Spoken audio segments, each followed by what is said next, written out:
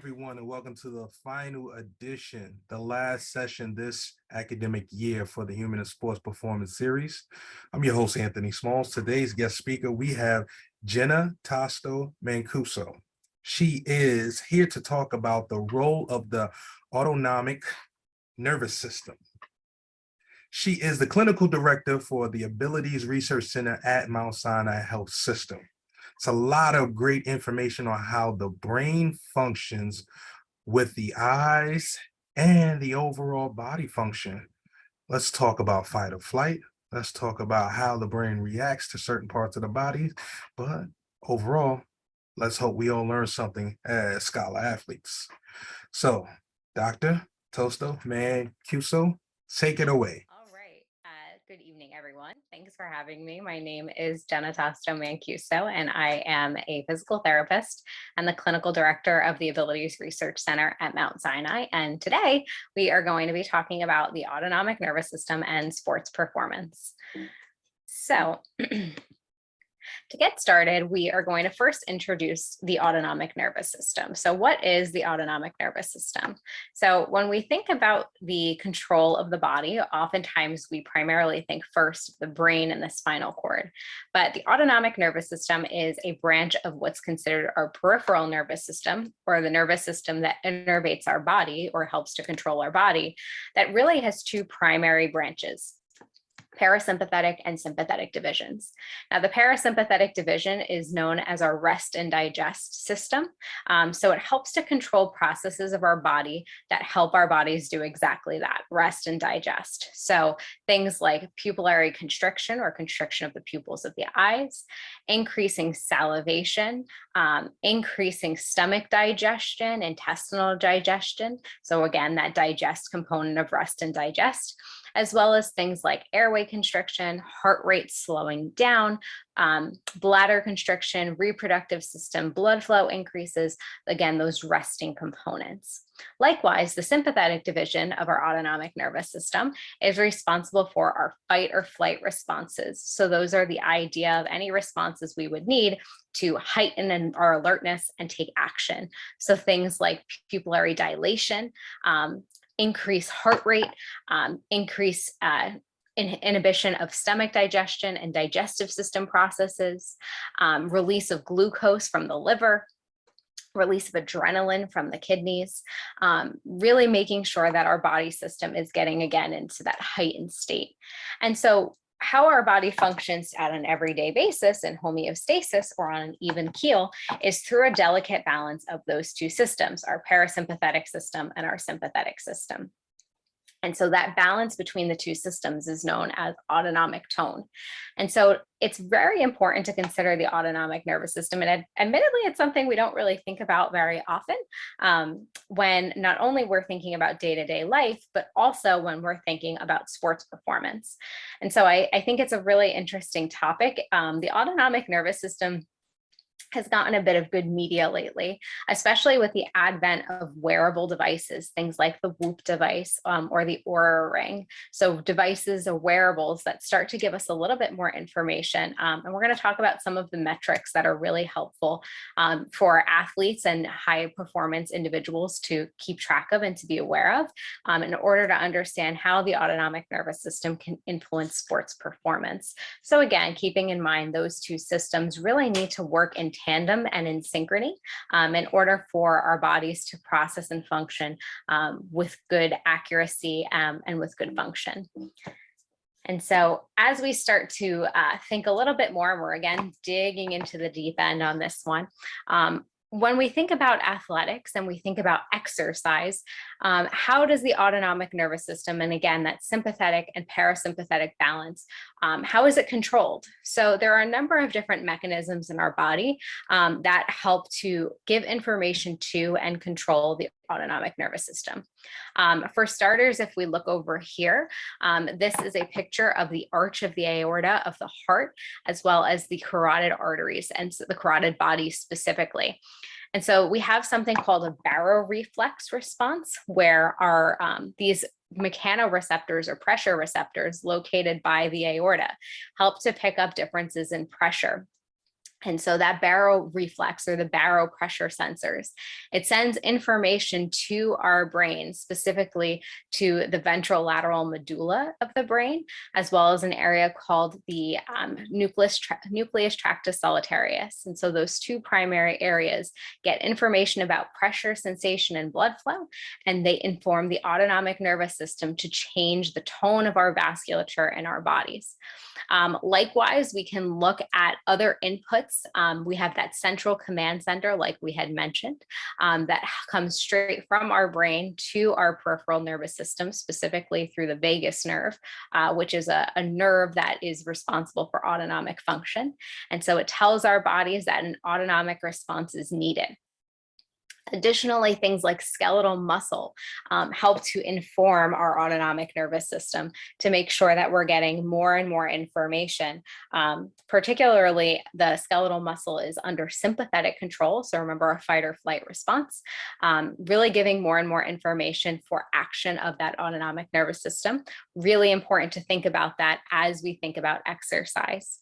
And then when we think about things on the output end of things, we might get more information, like we saw in the beginning, of a difference of balance between release of adrenaline, release of other neurotransmitters and chemicals in the body that help us to respond and appropriately activate either that rest or digest parasympathetic system or that fight or flight sympathetic system. So a really neat process, and these are called feed forward loops or feedback loops, where one thing leads to another in the body, and we get this continuous process of action and reaction to help to modulate our body's function. So a pretty exciting and interesting area of science, if you ask me.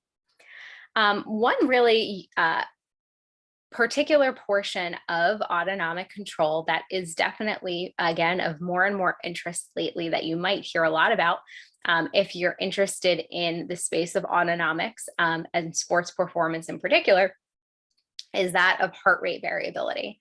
And so heart rate variability is a metric that we use that we can measure just through external devices to better understand how the autonomic nervous system is functioning. And more importantly, to understand how our training and our performance are impacting the autonomic nervous system and also are impacted by the autonomic nervous system. So heart rate variability is considered the time change in between consecutive heartbeats. And so when we take our heart rate, we're taking a count of how many beats we're getting per minute of our heartbeat. When we look at heart rate variability, we look at the difference in time between those beats. So this is an example of an echocardiogram or an EKG waveform. And so we have our different waveform here, right? Our QRSTs, our waveforms here, looking at the heart's conductivity, or how is the heart beating.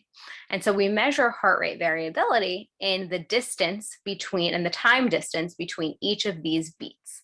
And so it's a really great metric to understand autonomic tone or balance, because like we talked about earlier, right, the heart is under the control of the autonomic nervous system for that fight or flight response or rest and digest response. And the heart is definitely one of the main parts of the body where we can see that autonomic nervous system live in action. And so HRV can tell us about autonomic tone or balance. It can tell us globally about heart and vascular tone. It can tell us even about things like gas exchange or gut function. And really, it's crucial to understand that heart rate variability and the autonomic nervous system, they're responsible for this balance between these two components of the ANS. And so really a really important metric for us to understand, and one that I'm going to focus our talk on today to better understand how the autonomic nervous system informs sports performance, as well as our ability to prescribe interventions or prescribe exercise to maximize performance. And so other things that we can think about that might influence heart rate variability. There are, so when we talk about things that can influence the body function, we talk about things that are modifiable and things that are not modifiable. Not modifiable influences are things that we can't change. So for instance, genetics, can't change our genes. Age cannot change how old we are. But things like physical activity and stress oftentimes can be considered modifiable factors. And so stress will absolutely change our heart rate variability and our heart rates in general, as well as physical activity. And so again, we're going to hone in on that physical activity component. So how does the autonomic nervous system impact sports performance? So really, we want to think about the, again, balance of and checks and balances of the sympathetic and parasympathetic system. So when we have a high intensity activity, we have a high intensity sport, oftentimes we see parasympathetic withdrawal and sympathetic activation. So if we think back to that earlier slide that we demonstrated, all of those components of sympathetic activation kick in the midst of a high intensity activity. So it really preps the body for exertion. Something like, again, decreased digestive function and increase in heart rate, as well as increase in airway dilation, so bronchodilation. When we think about, if you are performing a high intensity sport, maybe you are playing soccer, or you are going and you are doing a high intensity activity, you want to make sure that your body is primed to move. So having that airway dilation where you're able to optimize your breathing, having that heart rate increase so that you are getting more blood flow. Your vasculature is responding appropriately to allow for more blood flow and getting more blood flow to the important parts of the body that need it, which thereby allows for more oxygen in the body. All of those components are going to be really, really important. Likewise, if you're performing a high intensity activity, you want to make sure that your body in its whole is getting all of the oxygen and all of the blood flow it needs. So you're going to really want that parasympathetic withdrawal so that you don't have blood flow and necessary oxygen and nutrients and resources going to things like digestion or rest-based function. Similarly, we find that resting heart rate, so your heart rate in general, is lower in athletes than in non-athletes. So you might find that with consistent exercise, that the heart rate at rest is lower for individuals who exercise. Now, when we go back to that concept of heart rate variability, it can be a really useful indicator for the efficacy of training, as well as how well the body is tolerating intensity. So when we think about heart rate variability in general, higher variability, we look to expect that individuals who are overtraining will see a sudden drop in their heart rate variability. And so that sudden drop in heart rate variability from a physiological level tells us that the body is not tolerating as well a high overtraining or overloading activity. So we really want to think about that, again, checks and balances, making sure that it's not one system going higher into effect than the other.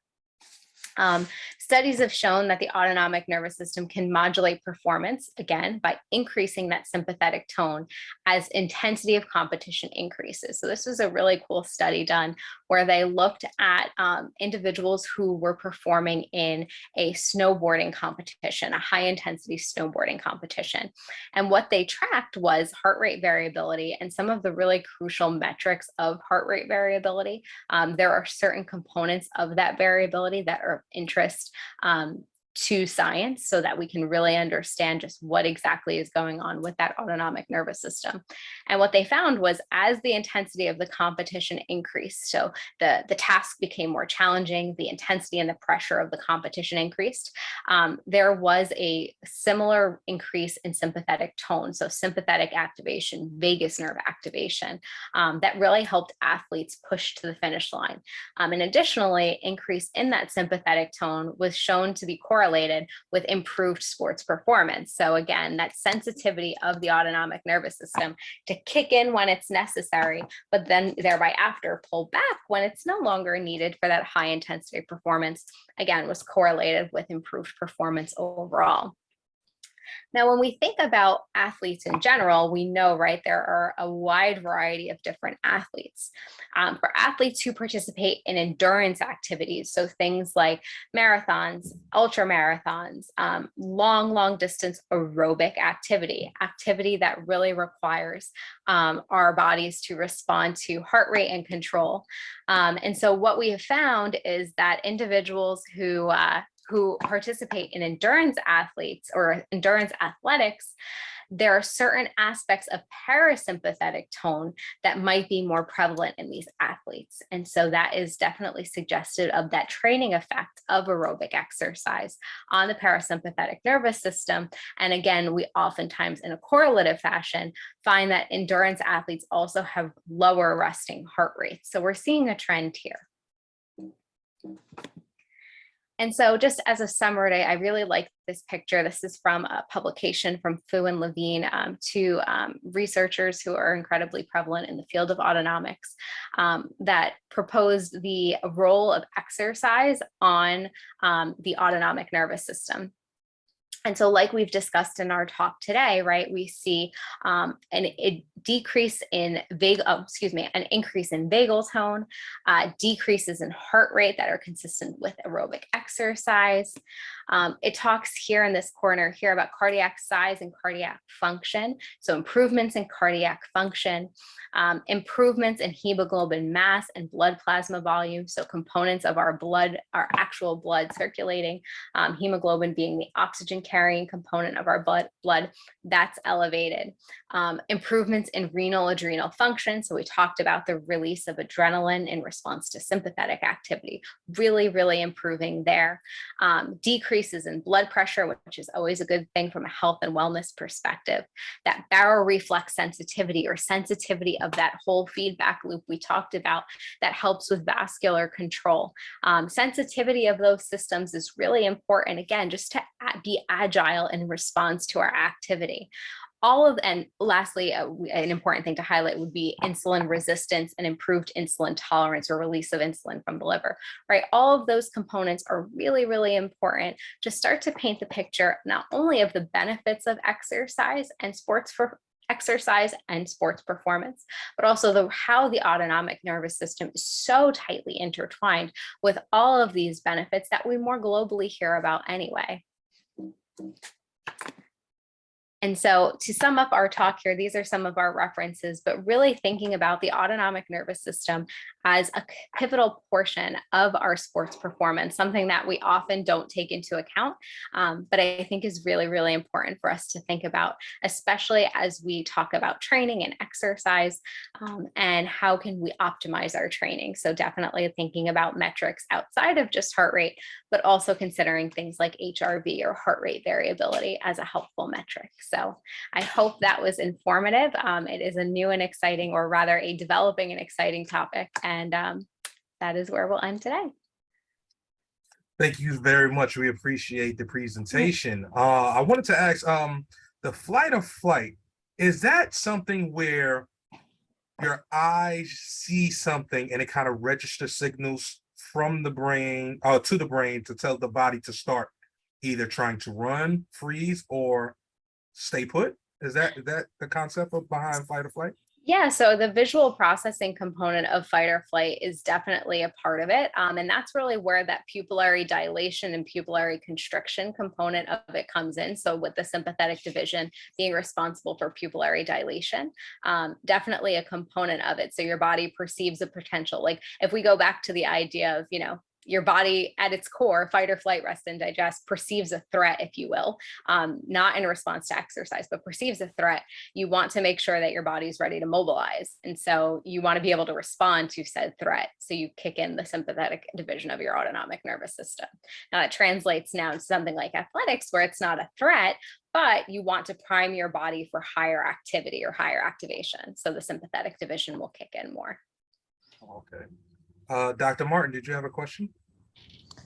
Yeah, I'm very interesting because I was and my twin sister also national athlete, but we'll hear a little bit about that, but not too much. But now my twin sister have a COVID long, and said our autonomous nervous system was completely everywhere, but not like what you need to do. So this come back to us, and we didn't really realize how it was so important for a lot of stuff we don't realize. And even as an athlete, we didn't have all the notion. And now, as your presentation show, like if I know that before, maybe some stuff I'm doing, maybe I should change, or maybe thinking another way when I was doing a training and all this stuff. But so it was very interesting. And so thank you very much. And we hear more and more now that like how the menstruation can affect success or competition. But also for me, I remember when I was doing competition, I was like able, or like feel impression, I was able to change when I'm going to start my menstruation, not to fall during the competition. And do you know if it was like just have the impression I was able to delay it or make earlier, or it was really like the training or the fact we are like ready for the competition, we affect our menstruation cycle? So I think so when we think about the autonomic nervous system, I guess to start, number one, I think you brought up a really terrific point. We're hearing a lot about the autonomic nervous system in individuals who have long COVID. And so I think that is also an area that you're going to hear a lot more about this autonomic nervous system, particularly the phrase dysautonomia. And just to touch on that, it's this imbalance of sympathetic versus parasympathetic systems. And so absolutely, we want to be thinking about that. When we think about female athletes and control of things like menstruation, it definitely can be variable in terms of what system is involved.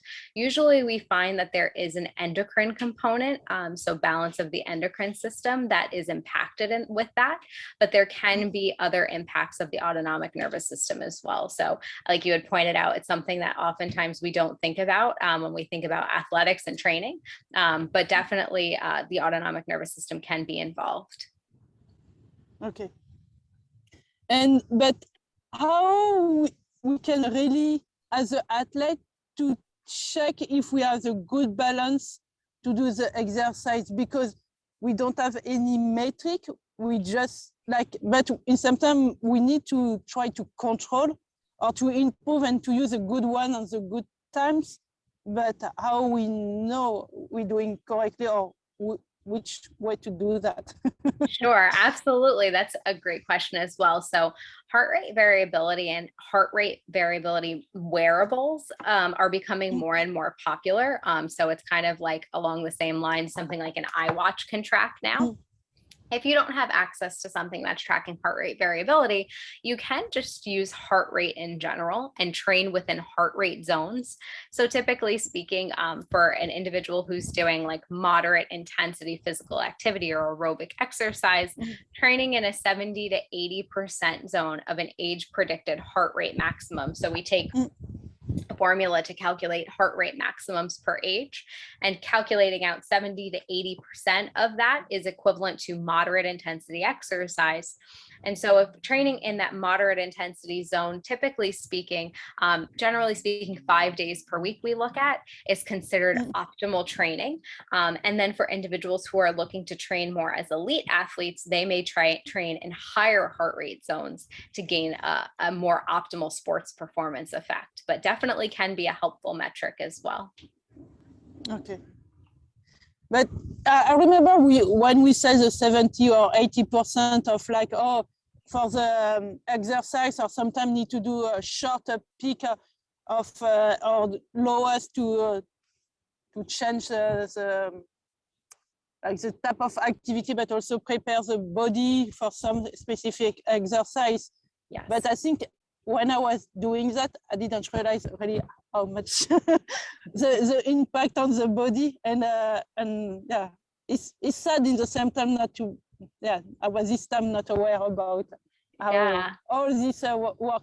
But you said the gut like they also can impact the result, and the gut are like play a big role. But how he make, because I remember our coach didn't want us to go to McDonald's before, but he accept when we have like a success, even if after we are like another like swimming to do. But how he play really the food and what we eat on the on the autonomous nervous system. Sure. So I think globally, when we think about sports performance, that is definitely a very, very in-depth topic, just nutrition in general and how our body metabolizes nutrients and utilizes nutrients. And admittedly, I will save that for my colleagues in nutrition who probably do much more justice. But when we think about the autonomic nervous system in general, when we think about our parasympathetic division, that division of the autonomic nervous system is incredibly important for our rest and digest function. So it optimizes and promotes stomach digestion, intestinal digestion, really the entire process in and of itself. And so we find that that component of it, if we think about what parts of training you're using your sympathetic versus your parasympathetic system more, and what portions of training that you're doing your rest and recovery, right? Your recovery phases are more optimized for digestion.